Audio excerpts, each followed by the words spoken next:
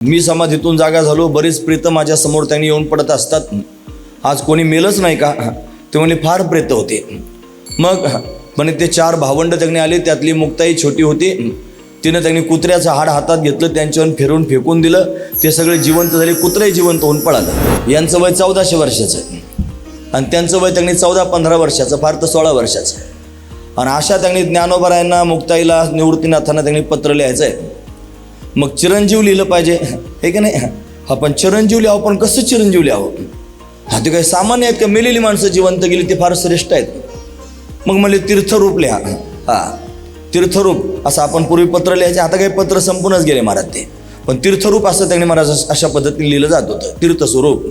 पण तीर्थरूप तरी कसं लिहावं? मी त्यांच्यापेक्षा वयानं जास्त आहे. मग चिरंजीव पण लिहिता येईना आणि तीर्थरूप पण लिहिता येईना. द्विधा निर्माण झाली. लिहिताच येत नाही म्हणून पत्र कोरं राहिलं होतं. पण त्यांनी युक्ती केली. ते म्हणले ते जर खरंच सिद्ध असतील तर आपल्या मनातले भाव त्यांना कळतील. काहीच न लिहिता हे पत्र अशा पद्धतीने त्यांना पाठवून द्या. मुक्ताईने ते पत्र पाहिलं, मागे पुढे करून त्यांनी कोरच होतं. तिनं काहीच विचार न करता बोलायला सुरुवात केली, निवृत्ती दादा, अरे हा 1400 वर्ष जगला पण कोराच राहिला की रे, असे त्यांनी शब्द मुक्ताईच्या मुखातून बाहेर पडले. 1400 वर्ष त्यांनी जगला पण कोराच राहिला. आणि जे पत्र कोरं आहे ना, तेच चांगलं आहे. त्याच्यावर जर काही लिहिलं असतं, गिचमेट केलेल्या कागदावर परत काही लिहिता येत नाही. कोऱ्या कागदावर निदान लिहिता तरी येतं. आणि निवृत्तीनाथांनी ज्ञानोबरायांकडे पाहिलं, सांगितलं, ज्ञानदेवा, मुक्ताईला असं वाटत होतं भिंत अशीच उंच आकाशात उडावी. आपण त्यांनी भिंतीवर बसूनच त्यांना भेटायला गेलो तर नाही चालणार का? असा विचार निवृत्तीनाथांनी मांडला. आणि ज्ञानोबरायांच्या फक्त मनात आलं, ही भिंत अशीच त्यांनी चालावी, उंच आकाशामध्ये उडत उडत जावी, असं फक्त मनात आलं महाराज. मी म्हणतो असं नाही, ज्ञानियाची भिंत अंगे उडी असं आपण रोज म्हणतो महाराज. काकड्यामध्ये असं त्यांनी म्हणलं जातं. ज्ञानोबरायांच्या मनात आलं तरी सुद्धा भगवंतानं चमत्कार केला आणि ती भिंत अशा पद्धतीने आकाशामध्ये उंच उडू लागली.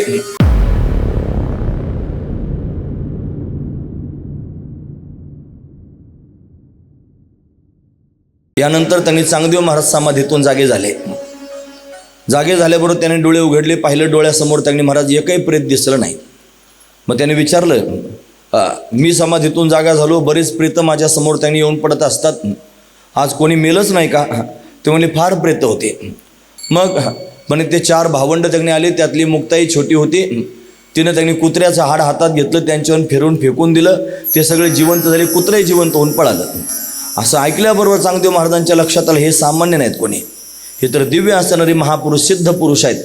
म्हणून त्यांनी महाराज 1400 वर्ष तपश्चर्या केल्यानंतर ही साधना त्यांना घडून सिद्धी प्राप्त झाली होती. आणि छोट्याशा मुक्ताईनं, अशा 7 वर्षाच्या मुक्ताईनं अशा पद्धतीनं हे प्रेत जिवंत केले. असं आश्चर्य चांगदेव महाराजांना त्यांनी अशा पद्धतीने वाटलं. मग आता त्यांना भेटलं पाहिजे, त्यांना भेटायला गेलं पाहिजे.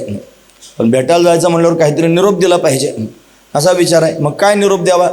मग पत्र लिहायला घेतलं त्यांच्याकरता. पत्र, आता त्या पत्रामध्ये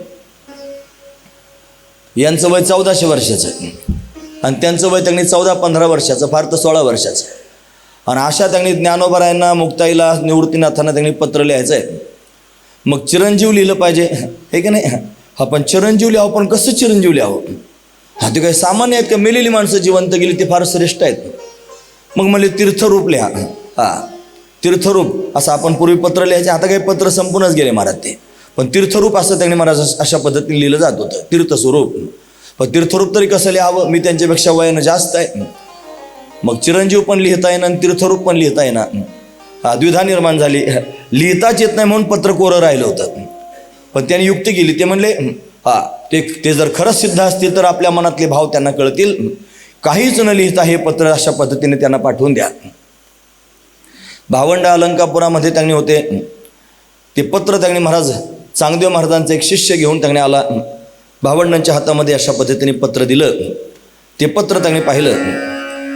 तव म्हणती चांगदेव काय रे लिहावे, मुळीच न संभवे पत्रिकेचे. त्याला लिहिताच येईना म्हणून असं कोरं पत्र पाठवून दिलं. निवृत्तीनाथांच्या हातात आलं. निवृत्तीनाथांनी पत्र पाहिलं. तुम्ही ऐकतात ना सर्वजण? एवढं 2-4 शब्द सांगून थांबतो, म्हणजे उद्या मला आणखी सोपं होईल थोडंसं. पण ते पत्र त्यांनी पाहिलं, कोरंच आहे. निवृत्तीनाथांनी काहीच न विचार करता ज्ञानोबरायांच्या हातात दिलं. त्यांनी पाहिलं कोरंच आहे. त्यांनी काही प्रतिक्रिया दिली नाही, सोपान काकांच्या हातात दिलं. त्यांनी पण पाहिलं, काही प्रतिक्रिया दिल्या नाही. मुक्ताईच्या हातात पत्र आलं. मुक्ताईने ते पत्र पाहिलं, मागे पुढे करून त्यांनी कोरच होतं. तिनं काहीच विचार न करता बोलायला सुरुवात केली, निवृत्ती दादा, अरे हा 1400 वर्ष जगला पण कोराच राहिला की रे, असे त्यांनी शब्द मुक्ताईच्या मुखातून बाहेर पडले.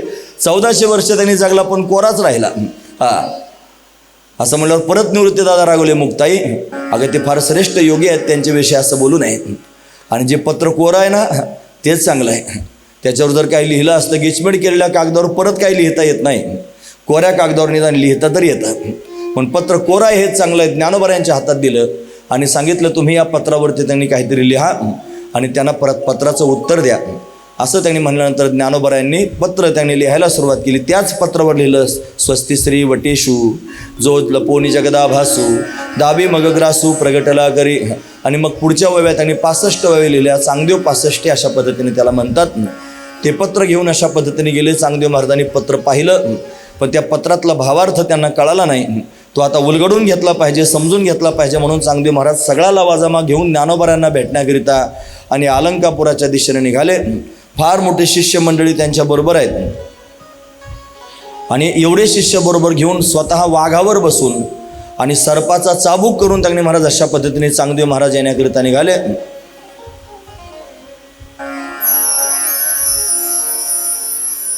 हत्ती घोडे ब्राह्मण राजे महाराजे सगळे त्यांनी बरोबर आहेत. गृहस्थी लोक बायका मुलं बरोबर घेऊन निघालेले आहेत. पताका छत्री गुहा हे त्यांनी महाराज ढोल ताशे नगारे सगळेचे सगळं वैभव चांगदेव महाराजांच्या बरोबर आहे. आणि सगळं घेऊन अशा पद्धतीने निघाले. कान्हो पाठकांनाही त्यांनी भेटले. कान्हो पाठकांनाही बरोबर घेऊन अशा पद्धतीने निघाले. निवृत्तीनाथांपर्यंत त्यांनी निरोप पोहोचला होता की चांगदेव महाराज आलेले आहेत. ते वाघावर बसून आलेले आहेत, सर्पाचा चाबूक करून आलेले आहेत. त्यांनी विश्राम करण्याकरिता तो वडाचं जे झाड आहे आळंदीच्या जवळ त्या झाडाखाली विश्रांती अशा पद्धतीने केली होती. भावंड त्यांनी अशा पद्धतीने त्या भिंतीवर बसली होती. मातीची भिंत होती. रोज त्या भिंतीवर त्यांनी बसावं, त्यांनी संवाद करावा, लोकांनी यावं, त्यांची भेट घ्यावी, त्यांना नमस्कार करावा, असं त्यांनी अलंकापुरात आता सुरू झालं होतं. ज्या भिंतीवर त्यांनी बसले होते तिथं बसले बसले एक दिवशी त्यांनी मनामध्ये मुक्ताईचा असा विचारच आला होता की ही भिंत अशीच उंच आकाशामध्ये उडत जावी आणि या जगापासून फार आपण लांब जावं, असा विचार मनामध्ये त्यांनी तिच्या आलाच होता. महाराज त्या भिंतीवर त्यांनी बसून ते चांगदेव महाराज आलेले आहेत असा त्यांनी निरोप मिळाला. तो मिळाल्यानंतर वाघावर बसून आले असं कळालं. मग आपण त्यांच्याच तोलामोलानं भेटायला गेलं पाहिजे असा विचार त्याने आला. आणि निवृत्तीनाथांनी ज्ञानोबारांकडे पाहिलं. सांगितलं, ज्ञानदेवा मुक्ताईला असं वाटत होतं नाही भिंत अशीच उंच आकाशात उडावी, आपण त्यांनी भिंतीवर बसूनच त्यांना भेटायला गेलो तर नाही चालणार का, असा विचार निवृत्तीनाथांनी मांडला. आणि ज्ञानोबारांच्या फक्त मनात आलं ही भिंत अशीच त्यांनी चालावी, उंच आकाशामध्ये उडत उडत जावी, असं फक्त मनात आलं महाराज. मी म्हणतो असं नाही, ज्ञानियाची भिंत अंगी उडी असं आपण रोज म्हणतो महाराज. काकड्यामध्ये असं त्यांनी म्हणलं जातं. ज्ञानोबारांच्या मनात आलं तरी सुद्धा भगवंतानं चमत्कार केला आणि ती भिंत अशा पद्धतीने आकाशामध्ये उंच उडू लागली. सगळ्या लोकांनी अशा पद्धतीने ते पाहिलं. सगळं गाव त्यांनी पाहत होता. भिंत चालू लागली, उंच आकाशामध्ये उडू लागली. भिंत चांगदेव महाराजांच्या दिशेनं जाण्याकरिता निघाली. वाघावर बसून आलेले चांगदेव महाराज, हातातला सर्प घेऊन चालणारे चांगदेव महाराज. अरे सजीवावर तर कोणी पण सत्ता त्यांनी चालवेल, निर्जीवावर सत्ता चालवणं काय सामान्य गोष्ट आहे का, हे प्रत्यक्ष ईश्वराचे रूप आहेत त्यांना कळालं. वाघावरून खाली उतरले. तो साप त्यांनी हातातला सोडून दिला आणि 1400 वर्षाचे चांगदेव महाराज पण ज्ञानोबारायांच्या समोर, निवृत्तीनाथांच्या समोर, मुक्ताईच्या समोर, सोपान काकांच्या समोर साष्टांग प्रणिपात केला. ज्ञानेश्वर महाराजांचा विजय असो, निवृत्तीनाथ महाराजांचा विजय असो, असा जय जयकार चांगदेव महाराज करू लागले. जेवढा लवाजमा त्यांनी घेऊन आले होते आणि सर्वच लोक त्यांनी महाराज भावंडांचा जय जयकार करू लागले. असं दिव्य असणारं त्यांनी चित्र सर्वांनी पाहिलं. भिंत खाली उतरली. वडगाव चौकात ती भिंत आहे महाराज. आपण सर्वजण जाता येता पाहतो. त्याच्यावर मूर्ती पण त्यांनी बसवलेली आहेत. चांगदेव महाराजांचा अभिमान अशा चालविली जड भिंती आणि हरली चांगयाची भ्रांती. चांगदेव महाराजांची भ्रांती अशा पद्धतीने घालवली. चांगदेव महाराज आले, साष्टांग प्रणिपात केला, दंडवत करून त्यांनी महाराज बोलू लागले. मला फार अभिमान झाला होता, माझा अभिमान आपल्यामुळे त्यांनी अशा पद्धतीने संपुष्टात आला. आपण मला पत्र लिहून दिलं, मध्ये बराच संवाद आहे. हे पत्र वाचून मोठा आनंद झाला, पण मला पत्रातला अर्थ कळाला नाही. मला हे कोणी समजून सांगितलं तर फार चांगलं होईल. म्हणून सगळ्या भावंडांनी मिळून मुक्ताईकडे पाहिलं. मुक्ता, तूच या ओव्यांचा अर्थ चांगदेवाला समजावून सांगू शकतेस. पण मुक्ताईनं त्यांनी महाराज चांगदेव महाराजांना त्या ओव्यांचा अर्थ समजून सांगितला. चांगदेव महाराजांनी त्यांनी महाराज अभंगामध्ये लिहिलं, ते म्हणले चांगदेव म्हणे आजी जन्म आलो आणि गुरुपुत्र झालो मुक्ताईचा, गुरुपुत्र झालो मुक्ताईचा. तिथं त्यांनी चांगदेव महाराज राहू लागले. पर्णकुटीत भावंड त्यांनी राहतात. म्हणतात मुक्ताई स्नान करत होती. स्नान करता करता चांगदेव महाराजांनी आतमध्ये प्रवेश केला आणि ते लाजून त्यांनी बाहेर आले. तिच्या मुखातून शब्द बाहेर पडले, हट निगुऱ्या. तुला जर सर्वव्यापक भाव तयार झाला, जो स्त्री पुरुषातला भेद कळतो, 1400 वर्षाचा झाला तरी तुझ्या मनातून तो भेद त्यांनी जात नाही, हट निगुऱ्या असं त्यांनी म्हणली होती. म्हणून तिनंच त्यांना बोध अशा पद्धतीने प्राप्त करून दिला आणि ते बोधानं मुक्त झाले महाराज. अशी त्यांनी स्थिती चांगदेव महाराजांची झाली.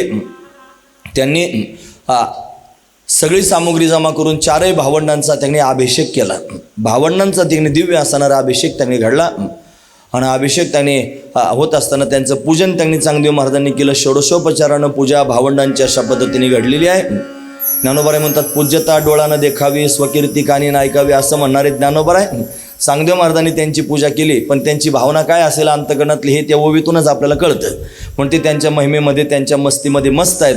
पूजा करणाऱ्यांनी पूजा केलेली आहे. ती घ्यायची की नाही, स्वीकारायची की नाही आपल्या हातात असतं. मला फार महत्त्व आहे. लोक फार पूजा करतात, आरती ओळतात, ताटं ओळतात, पाय घड्या घालतात, गोडधोड खाऊ घालतात, फार कौतुक करतात. पण ते सगळं जरी त्यांनी केलं तरी घ्यायचं की नाही ते आपल्या हातात असतं महाराज. ते घेतलं की फार फुगा येतो. मग त्याला माणसांबरोबर चांगलं बोलता येत नाही, तो ताठूनच राहतो असा. मग त्याला सामान्य होता येत नाही, हा महत्त्वाचा विचार आहे. म्हणून त्यांनी तो फुगा आला की मग वसरायचं काही साधन नसतं. मग तो फुगा नरकातही घेऊन जातो बराच वेळ. तुका म्हणे नरका घाले अभिमान असं होत असतं.